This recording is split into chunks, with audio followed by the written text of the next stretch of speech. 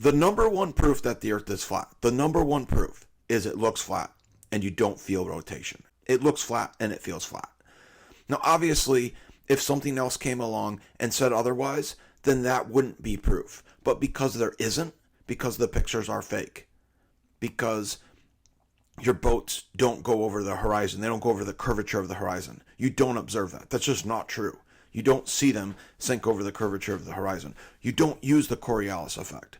Your pendulums use motors. They're not going with the curve of the Earth. The airplane isn't calculating for curvature. It isn't dipping its nose to calculate for curvature. It just doesn't happen.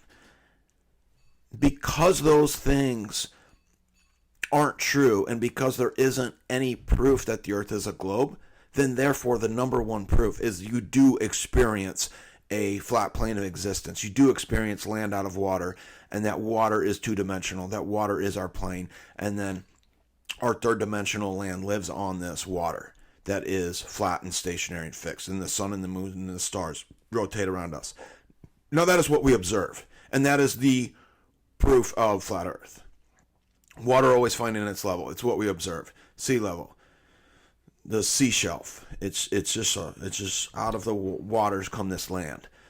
Now, what's funny about this is Globers make the same argument, and they say, well, all the other lights in the sky are round, therefore it's round. They usually use that as their first number one proof. Is, well, the other planets and the other stars and the sun and the moon are spheres, so the Earth is a sphere. What's interesting about that is there's no proof that they're spheres. With the naked eye, you don't observe a sphere. The moon, during a new moon cycle, you don't see the moon. You just don't see it. On a waxing and waning cycle of the moon, you see straight through the moon and you see blue sky. The wandering stars, with the naked eye, you just see really bright lights. Sometimes you can barely see them, but you do see bright lights. There's 12 stars that are connected. There's 12 star patterns that are connected to each other. And then there's a lake of stars, which is called the Milky Way. And then there's stars that are on their own pattern, called wandering stars. Now, without CGI, they are just lights in the sky. That's it. They're not like the Earth. You don't see organic matter. You don't see land. You don't see rocks. They say the moon's rocks. No, you don't. No, you don't. No, you don't. The moon looks plasmic. Water is a solid, water is a gas, and water is a liquid. Blood is a gas, blood is a solid, and blood is a liquid. When we look in the sky, we are seeing lights in the sky. There might be gas, they might be water, they might be solid. They might be 3 in 1, like other things we have, and they also have a spiritual connection. And those two things, water and blood, have spiritual connections. Cosmic lights in the sky might have a spiritual connection. Now, what these debunkers are doing, what these astrophysicists are doing, are taking the power of the stars and having a spiritual connection. They're becoming the creator by giving you a creation in your mind. And what are they doing? They're getting rich, becoming famous, making money. There's only about 5 to 10 people in each genre of life that you can remember. Name 10 basketball players. You might be able to name 10. You might be able to name 20. Name 10 football players. Name 10 astrophysicists. I can name Lawrence Krauss, Michio Kaku, and Neil deGrasse Tyson. Name 10 debunkers. I can name the teacher's assistant, Dave, who's now joined the debunking crowd because he makes a lot of money. He goes, oh, I make more money now debunking these flat earthers. We're not in it for the money. We're trying to prove it to the world, and we're trying to get this manipulation of money system out of here. That's what all life has turned into, is the manipulation of value. You don't have value until the system gives you value. And the way you get value is by joining the system. And the system's controlled by money. And the money's printed by David Rockefeller's bank run by Warren Buffett. And then if you join that system, he prints all the textbooks for all the schools. And if you join that system and teach his science and teach his and work in his system, then you become a god. You become a deity. And that's all it's become about. And then I made another video. I had heard that some people think the earth is flat. So I made a video about how we know it's not. I didn't look into what they say at all. I didn't look into any of their talking points. I just went, that's dumb. We know it's round. Here's how, in like a historical context, in an epistemological context. And then these idiots, the Globebusters, were like, oh, we're going to tear apart your video. And they made a 3-hour live stream just full of stupidity. And they were very, very, very rude to me. If they weren't, I have to thank them, because if they weren't so rude to me, I probably would have gone like, oh, that's dumb. Okay, well, on with my life. Science does not prove anything ever. That's not what science does. Science can disprove things, but science puts forward models that correlate data and make predictions. And the more that the predictions are validated and verified, the stronger that model becomes, and the more it must therefore correlate with reality. But scientists don't use the word prove, right? From a layperson perspective, you don't understand that a theory is the highest possible construct in science. It's the most powerful construct. It explains laws. It's not subordinate to laws. You see these guys like the teacher's assistant Dave, not doing science. They're not doing science. They're doing theory. They're doing religion. They're just teaching you, hey, if you join this system, you'll become rich. I've made so much money off of that video, but and it also got me into the debunking game, which is now a part of my career. The flat earthers are actually doing science, and the first and foremost part of science is observation. And what are we observing? We don't observe spheres. If you only see one side of something, it's not a sphere. One of the proofs for this, they always like to say sunsets disprove flat Earth. How could a sun set on flat Earth? Well, it's perspective. It's just going out of your line of sight. It's moving horizontally, but you're seeing it vertically because of your perspective, because of your vanishing point, where you're seeing it from, and you see it go vertically. But it's really just going horizontally. But because you're looking at it at your angle, you see it go vertically.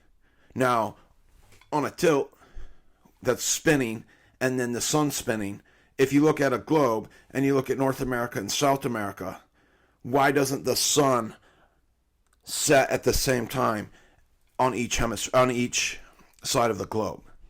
The sun that's moving away from the tilted Earth, or the Earth that's tilting, the sun would then create sunsets uniformly. You wouldn't have sunsets that are locally.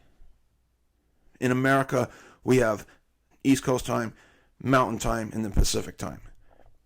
You go down to the Southern Hemisphere, you have different time zones. What time is it in Brazil? Does the sun set the same time in Brazil as it does in Florida? Because on your globe model, they're not that far away. Now, on the sun model, the sun rotating around you in a fixed stationary Earth, it makes sense with your time zones. Your time zones don't make sense on your globe. You don't have science. You don't have observational proof. You have hocus pocus magic, and you're all joining it for money. And you see all these guys join it for money now, as they manipulate the money and crash the money and don't even let you work because of the common cold anymore. It's very frustrating. But yeah, the number one proof of flat Earth is you observe a flat, stationary, fixed plane. And this map right here is the only world map that works.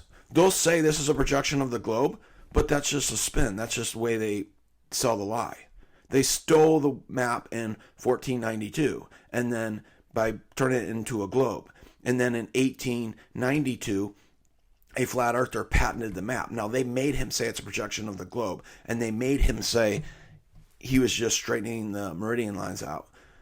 And which he was, but he was saying it's because it works and it's a true distortion. You can go on the World War II map, and it is correct, and the other ways are misleading. The other maps are actually misleading, and they'll say that.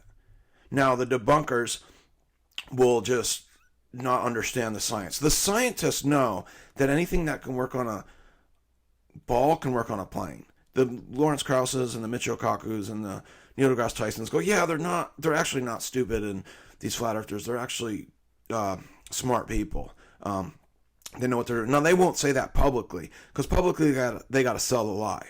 So the number one proof that the earth is flat is your senses tell you. The number one smokescreen, the number one tell that they're lying is they try to discredit the movement. They try to make fun of the witness. The scientists won't make fun of the witness behind closed doors. They'll go, yeah, you're actually right. Everything we do on this earth is based off of a flat plane. We call it sea level. It's water's at zero. We call it the horizon. It's a horizontal line. Yeah, right. You would never see the curvature. They admit that. They admit that. They don't, behind closed doors, say we're a bunch of whackpot conspiracy theorists. They go, oh, they're realists and rationalists and just don't understand that we have these theoretical theories. We have these theoretical theories and we just pump those through and see if they're true. If you go and look at Stephen Hawking's work, if you go and look at Einstein's work, every couple years they would put out a new book. And as they were selling that book, they'd be like, well, you have to buy this book because my last book didn't prove anything. I disproved it. I ran them numbers again, and it turns out that black holes aren't even a thing. It shows that the Earth is stationary and fixed, and we can't use it anymore. So now I have to come up with a new theory.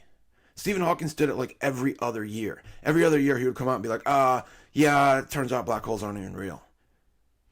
They always end up coming back on, yeah, there's actually a lot of evidence that the Earth is stationary. Would you ever see a curve? No, of course not. They'd be like, they're smart enough to go, yeah, you would never see a curve. No, they're your teacher's assistants and your science fiction boys and your debunkers. They just want it to be, a ball so bad. They just want to worship their masters, their astrophysicists. They're not real scientists. They're not in the scientific community, but they're trying to become. And with YouTube, they're like, oh, yay, people pay attention to me now. And they use the same argument we use, which is the most basic one. What do your senses tell you? Well, your senses tell you it's flat and stationary. They go, no, we don't use those senses. We go to the internet, and we go to the computer, and we go to the CGI. And the CGI says it's a ball. So therefore it's a ball. All the other celestial bodies are balls. No, they're not. You don't observe the sun to be a ball. You don't observe the moon to be a ball. They go, yeah, we do. And it's like half the month you don't. And then you always change your model. You always change your test. You always forget that. You always forget that during a new moon, you don't see the moon. That's not a sphere. It's a dark celestial body half the time. Then it's not a dark celestial body. There's a lot going on with the moon. We don't know. It looks plasmic if it's going in and out of a shape. You do not observe spheres. The P900s that zoom in on these celestial bodies show flickering lights. And then the debunkers, the Professor Daves, the teacher's assistants, go, oh, they're not focusing on it right. What do you mean we're not focusing on it? We're not using Photoshop? Because half the people that have P900s aren't flat earthers. They're just people that have cameras that like to zoom in on things. And then you show me a link that's computer generated. Yes, you can take the P900 and then you can Photoshop it. But when you just look at with your naked eye, or you look at it with a P900 and you look at it live, it's a flickering light. And you guys don't like that because it goes against your observation. Because you don't have observational proof. Flat Earth does, because the Earth is flat.